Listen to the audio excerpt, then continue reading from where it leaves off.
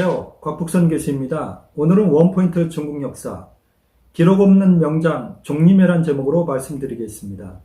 종림회. 종림회는 항우의 부하로 유명한 명장에 꼽힙니다. 그런데 놀랍게도 종림회에 대한 기록은 거의 없습니다. 이상하지 않습니까? 명장인데 기록이 없다. 그런데 중국 사람들은 명장으로 추앙한다.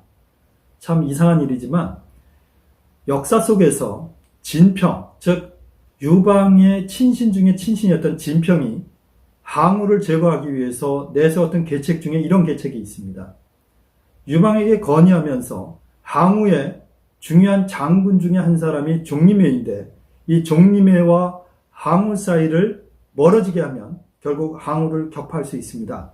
이렇게 건의할 정도로 종림회는 당시에 유명한 장군이면서 명장이었습니다. 기록에 보면 그는 그 당시 서초 패왕이었던 항우와 한왕 유방 사이에 가장 중요한 전쟁터였던 형양성을 끝까지 지켰던 사람이 바로 종림회입니다. 그리고 한 번도 함락당하지 않았습니다. 그뿐만 아니라 유방이 보내는 장군들을 전부 다 격파했습니다. 그러니까 명장이라고 볼 수 있겠죠. 그런데 한신같이, 즉 유방 밑에 있었던 한신처럼 거대한 전쟁에서 이겼던 기록은 없습니다. 왜 그랬을까요? 진평의 계책이 통하면서 항우는 종림회를 자기 부하로 거느리고는 있었지만 중용하지 않았습니다. 그게 차이였던 것입니다.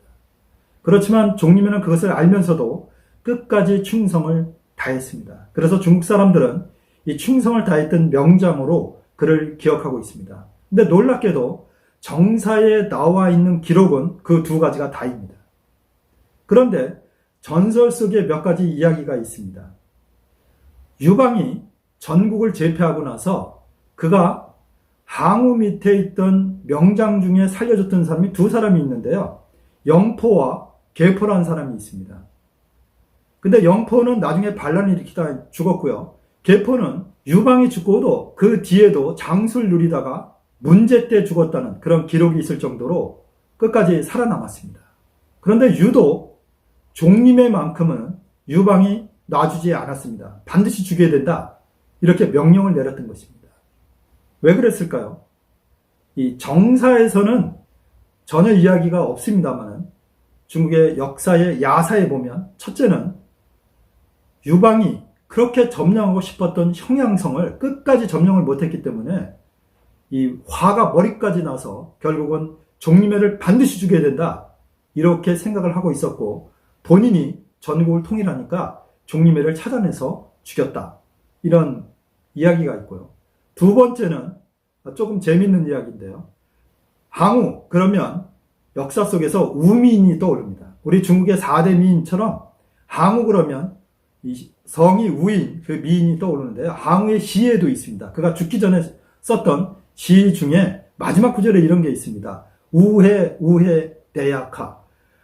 우미나 내가 어찌해야 한단 말이냐. 그리고 나서 항우가 결국 우민을 죽이고 본인도 나중에 이제 죽게 된다. 이런 이야기가 있는데요. 그 우민을 이야기합니다.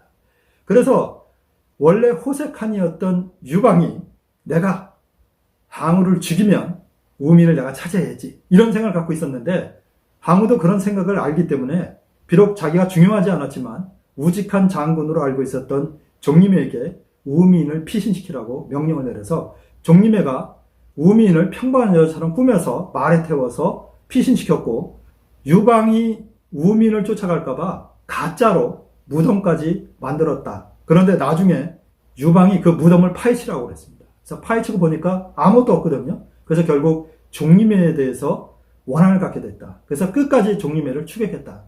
이렇게 전설 속에 되어 있습니다. 어느 쪽이 맞을지 저는 잘 모르겠지만 저는 첫째 설이 맞다고 봅니다. 이 명장 중에 명장이었기 때문에 그만큼 위협을 느꼈고 가장 중요했던 형양성을 끝까지 빼앗지 못했던 그 아픔이 있었기 때문에 그리고 종림회는 끝까지 유방에게 항복을 거절했었기 때문에 결국 종림회를 끝까지 추격했던 게 아니냐 이렇게 저는 생각하는데요. 이 종림회는 그러면 어떻게 죽었을까요? 기록이 남아있는데요. 종림회에 대한 기록은 한신전에 기록되어 있습니다. 이 한신은 유방 밑에 있었던 가장 유명한 장군이죠. 우리도 웬만한 사람들은 다 아는 그 유명한 한신입니다. 이 한신은 원래 종림회와 함께 항우의 신하였습니다. 그런데 항우가 중요하지 않았기 때문에 유방 밑으로 갔었고 결국은 소화의 추천에 의해서 유방의 중요한 장군이 되면서 종림회와는 대적하게 됐는데 원래 두 사람은 막역한 친구였습니다. 그런데 한신이 자기 밑으로 도망왔던 그 당시의 신분이 한신은 초왕이었습니다. 초왕 밑으로 도망왔던 종림회를 굉장히 반갑게 맞아들였습니다마는 당시의 한신의 입장은 유방에 의해서 의심을 받던 그런 상황이었습니다.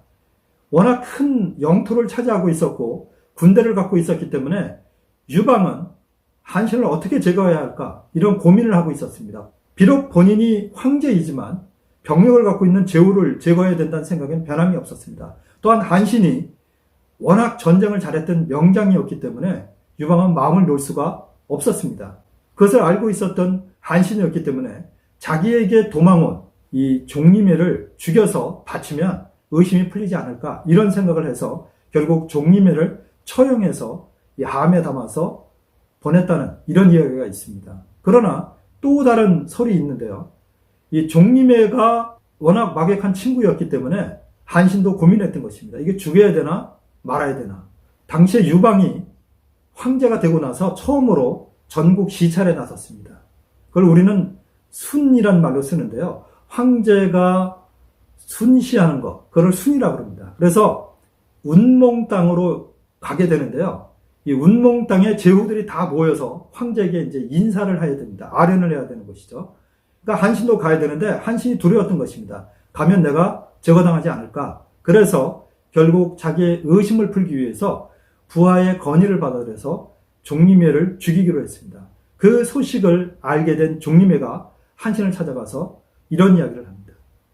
유방이 너를 죽이지 않는 이유는 내가 있기 때문이다. 그리고 나는 너를 믿고 왔는데 내가 나를 죽여서 유방에게 내 목을 바치면 너는 무사할 것 같으냐. 내가 죽고 나면 너도 얼마 있지 않아 죽게 된다. 그러면서 자살을 합니다. 그게 종림회에 대한 마지막 기록인데요. 왜 그러면 중국 사람들은 종림회가 명장이라고 그렇게 생각할까요?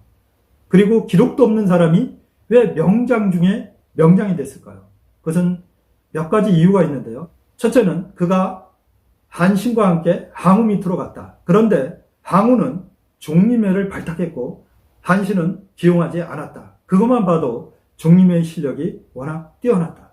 두 번째는 가장 중요했던 서초 패왕의 기지인 형양성을 한 번도 잃지 않고 끝까지 지킨 것을 봐서는 그는 명장의 반열에 들어 충분하다. 세 번째는 한 나라를 세우고 이미 전국을 제패했기 때문에 그 당시에 힘이 없었는데도 불구하고 끝까지 유방이 종림회를 죽이라고 명령한 것만 봐도 종림회는 상당한 위협이 됐던 사람이다. 그래서 이 세 가지 이유로 이 중국 사람들은 한신과 같은 반열에 종림회를 놓고 있습니다. 여러분 생각은 어떠십니까? 비록 한신처럼 풍부한 기록이 없지만 몇 가지 추정을 해보면 왜 종림회가 중국 사람들한테 명장으로 꼽히는지 알 수 있지 않습니까? 항우의 밑에 있으면서 실력 발휘를 제대로 하지는 못했지만 또 기록도 적지만 중국에서 한신과 더불어 명장으로 꼽히는 종림회에 대한 이야기를 오늘 드렸습니다. 다음번에는 좀 더 유익하고 재미있는 이야기로 찾아뵙겠습니다.